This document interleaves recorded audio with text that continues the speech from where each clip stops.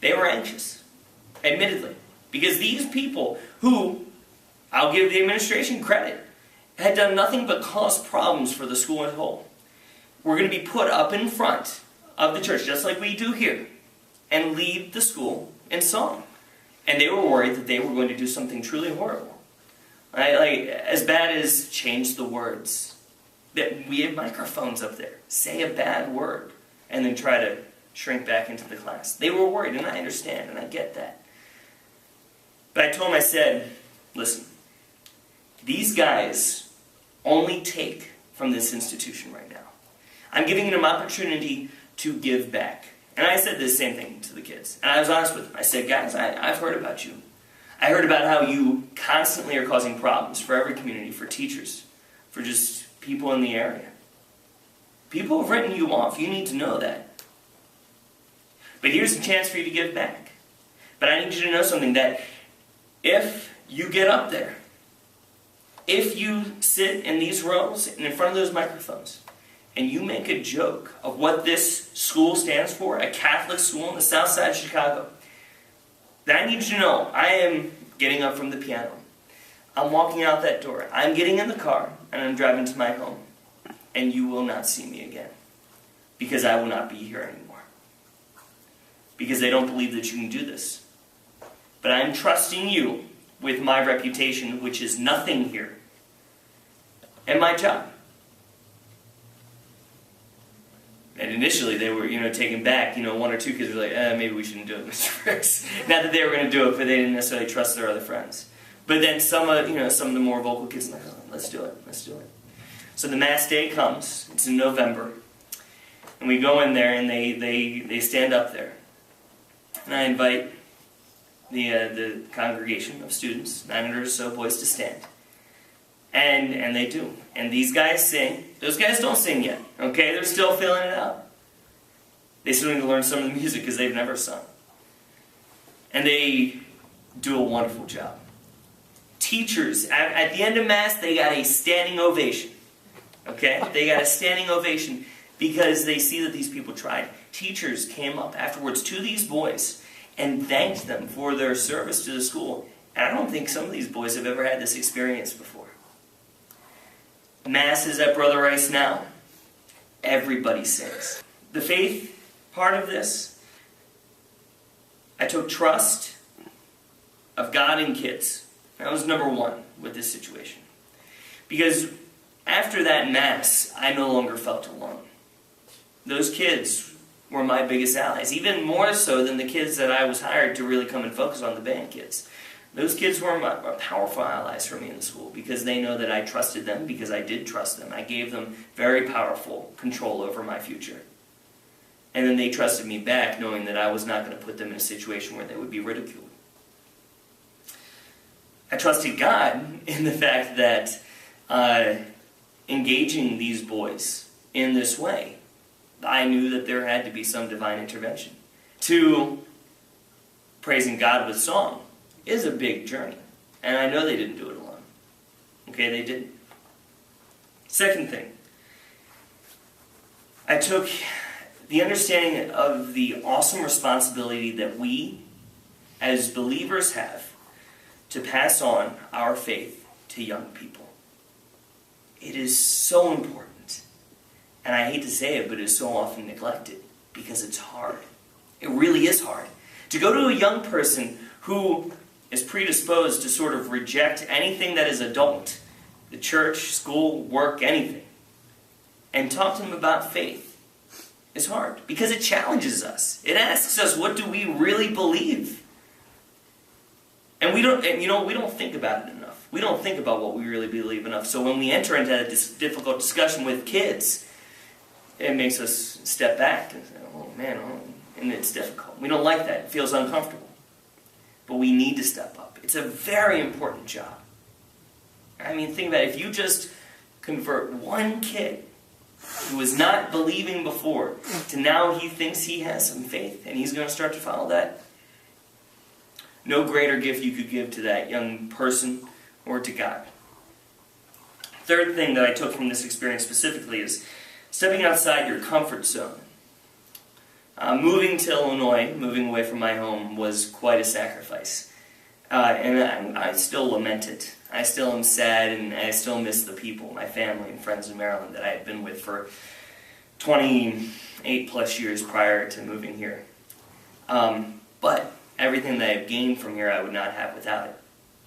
The lessons I've learned about myself and my faith in life I would not have gotten unless I made the move. Now I want to give you 3 quick tips about workplace that I learned from this experience, and in your workplace if you feel like you're struggling, or these are 3 very easy things to do that's going to make it a better place for you to be and exist. Okay? Step 1. 3 tips, 3 steps. Step 1. Listen a lot. Listen a lot. It does 2 things when you listen. Okay? First, it empowers the person that you are listening to. Okay? Instead of talking to them, you gotta listen. It empowers the person that you're listening to, because we don't really listen very well as people. Okay? It makes them feel important. It makes them feel, the second part, valued. And if you think about it, in this life, that's all we really want to do is feel valued. We want to feel important and relevant. And listening is the easiest and quickest way to do it. Alright, so listen. Go and listen. Listen viciously. Alright? Start conversations that are only going to end up with you sitting in silence. And if you can get into that, you are forming a relationship that's going to be very powerful for you. Okay? So that's step 1. Tip 1. Step 2. Be a servant leader. Okay, and this is especially if you're new in a job, too. And I have to tell you, that's my perspective. But I imagine that even if you've been in a place for 10 years, if you adopt these philosophies, they will be powerful for you too. But be a servant leader. And I say be a servant leader even if you're a brand new person, because we're all leaders. Everyone's watching us and what we're doing. And if there's ever somebody watching, you're leading, whether you like it or not. So when I say be a servant leader, never ask someone to do something that you're not willing to do. Never watch someone else do something unless you're willing to do it with them. People have such a respect for the servant leader. And there's lots of different ways that you can find ways to be a servant leader in your workplace. So think about it. Start to adopt them, and you will build powerful allies and build strong relationships, especially with that listening tip. Create an environment of trust. All these things lead to this final step, the listening, the servant leadership. Because trust is the most powerful thing we have in our society. I'm a big Divine Mercy follower. Okay, I love the Divine Mercy. Love St. Faustina. Her diary is a must-read. But what's the mantra of the Divine Mercy? It's, Jesus, I trust in you. Because trust is a surrendering of yourself to others. Okay? And that's why we must, and it's the hardest thing to do, I don't always do it well, but we must surrender ourselves to Christ. And how do we do that in our everyday lives? With other people. With people we work with. So you must create an environment of trust. There's 3 ways you do this. Don't judge. And this is hard. This is really hard. I failed on that today, and I'm coming and talking to you here. But you can't.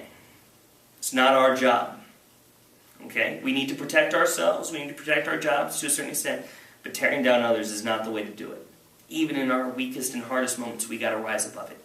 If you can, you will create an environment of trust. Number 2, remember that everybody comes to work with different baggage. Okay? And a lot of it we don't know. And that's fine. But when someone comes off gruff or short or sad or just anything that's rubbing you the wrong way, remember that 9 times out of 10, you're not the cause of that. And if you respect that, you will create the environment of trust. And number 3, remain humble. I turned off my phone, but the background of my phone is Jesus washing the feet of his disciples.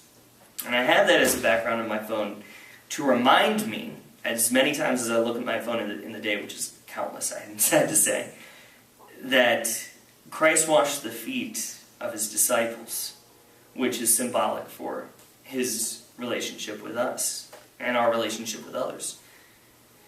If you remain humble and you live a humble life, and everybody can watch that and observe that, you will create this environment of trust. These three things in creating the environment of trust are so difficult. That's why it is so rare in our society, in our lives, to find people that we truly trust. Because to live these three things is really difficult. In fact, I believe it takes a lifetime to truly understand what it means to do these three things. Although I'm going to keep trying to hit it earlier than the end of my life. We'll see how it goes. But those three things, with humble being sort of that all-encompassing punctuation to a trusting society around you, I find you do those, you follow those three tips, any workplace environment is going to be, next to family and church, your favorite place to be. So, that's my little talk on faith and work, and I hope you enjoyed it. It was really a pleasure talking with you, and I guess questions, is that right? If anyone has any questions.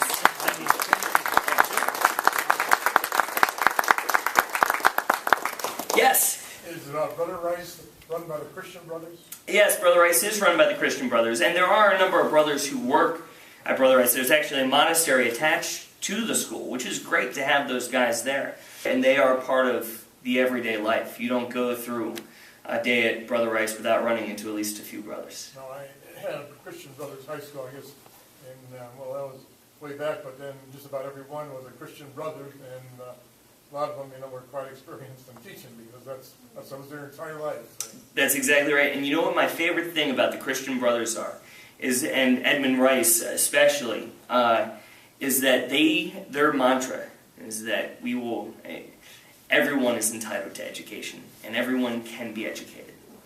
So we don't reject students at Brother Rice. You certainly have your elite Catholic schools, but we will bring in anyone and help give them a good path. So yeah, Christian Brother schools are excellent. Absolutely. Is there a tuition associated with it? Yes, there is. Although we try to get as much financial aid as possible. Brother Rice runs about $10,000 a year right now. Where is Brother Rice located? Brother Rice is located on the corner of 99th and Pulaski.